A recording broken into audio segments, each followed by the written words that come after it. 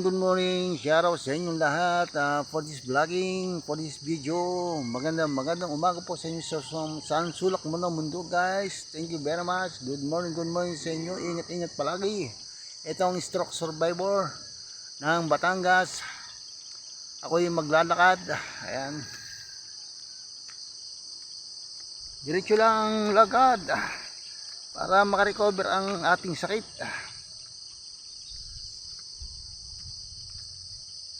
Kasabahin nga nila, never give up. Para sa iyong buhay, walang tutulong sa iyo kundi ang iyong sarili. Marami ako nakikita nagpo-post sa newsfeed, sa social media, na napapagod na sila, nahihirapan, sobrang bigat ng katawan. Sa akin man, na hindi mahirap mang gawin, mahirap isipin ng solo sa buhay, mabigat ang pangangatawan, pero tuloy lang din ang laban. At hindi naman ako nawawala ng pag-asa, guys.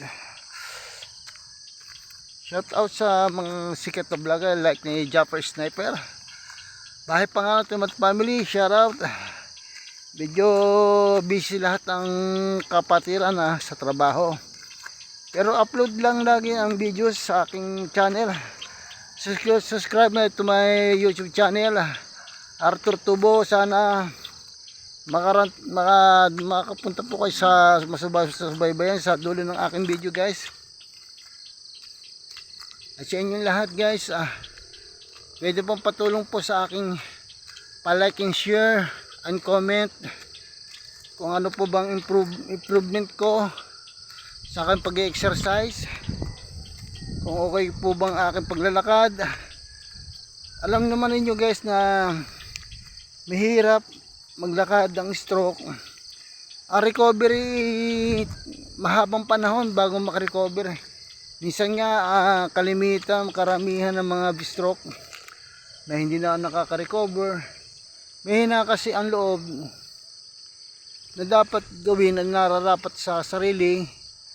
Laksan ng loob. Katulad ko, guys, dapat ako meron kasama dito sa bukid ng subdivision para maalalayan ako. Pero sa sarili ko na hindi na ako magpapagabay sa mga kasama kasi abala na araw ng Biyernes ngayon, may pasok ang mga bata. Madaling araw pa ako, guys, ang mga bandang alas 4 bumaba na at gumising na ako.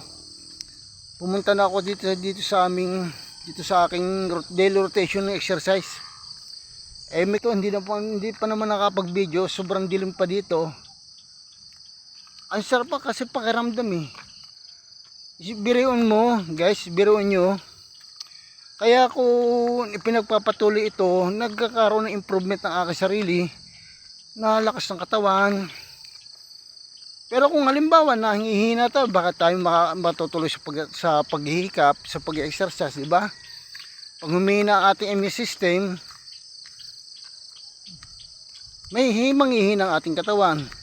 Kita mo, guys, ako i-motivate natin ang mga kapatiran, lalo mga stroke survivor. I-motivate natin, guys, sa kanila. Shoutout sa mga magagaling, mahuhusay ng mga vlogger, mga content creator sa social media, sa Facebook. Nakikita ko sila sa newsfeed sa kanilang, kasi pinapalo ko siya kasi kanya recovery. Ang lakas kasi ang loob nila kasi nasa highway, nasa Manila. Pero yung kanya pagtawid sa karsada, hindi natatakot kasi siyempre baka masagasaan ka.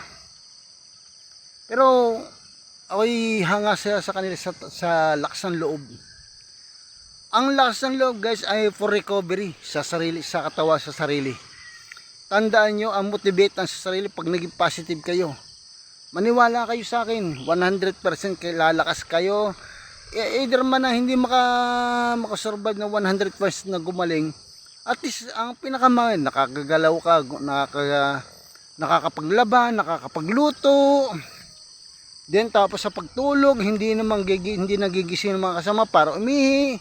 Tapos pag nag-CR ka, umebak, ayaw mo ng sarili mo, yun ang mahalaga. Yun ang napakahalaga sa pang-araw-araw na gawain ng buhay ng tao, na hindi maambala bawat isa, magiging independent sa sarili. Magiging independent sa sarili. Kaya nga mga anak ko, sinabi ko sa kanila, na gawin nyo na maaga, kahit malakas pa kayo, bata pa, gawin nyo nararapat sa buhay. Kasi hindi habang paglakas, paghina, wala mangyayari sa buhay mo. Pag tumigil ka, pag hindi ka kumibo, mapaparalize, wala. Hindi ka makaka-recover. Pero iniisip ko sa sarili ko, stroke lang yan. Stroke lang yan. Kaya natin yan. Yan yung mga halimbawa, nakikita ko sa mga stroke na mahal ng mga asawa, mga anak. Ito rin nyo talagang napaka swerte nyo. Napaka swerte nyo na ginagabayan kayo ng kasama nyo sa buhay, mahal sa buhay. Ginagabayan kayo. The best yan, pero kasi ang buhay ng tao napakahalaga eh. Minsan lang tayo tumunto sa ibabaw ng mundo, hindi mo bibigyan ng pahalagaan, useless din ang buhay mo. Kaya sinasabi ko sa mga kapwa stroke na i-motivate ang positive thinking at saka manalig sa taas, manalig sa Panginoon Diyos. Gumawa ka ng mabuti kahit hindi alam mo na naargabyado ka, na ano ka tawag dito, binibiro ka o kaya inaapi. Sa madaling salita, inaapi. Sabi ko naman, sige apihin niyo ako, kung hindi man ako makaganti, ay bahala na ang Diyos, bahala na sa taas sa inyo, bumalik.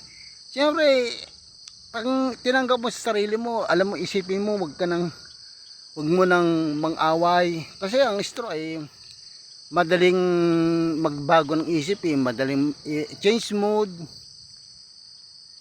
Mahirap. Kung totoo sa mga kapatid ng stroke, yung mga normal na katawan, hindi niya naman niya naisip nila eh. Pero okay din. Wag mong isipin, gumawa ka ng iyo, ang iyong style, yung daily routine mo, ginagawa sa buhay. Yan ang the best. Ayan ang mga masasabi ko sa daily vlog sa araw na to. At maraming salamat po guys, at magpapaalam na ako. 8 minutes na tayo guys. Thank you very much guys. Bye bye guys.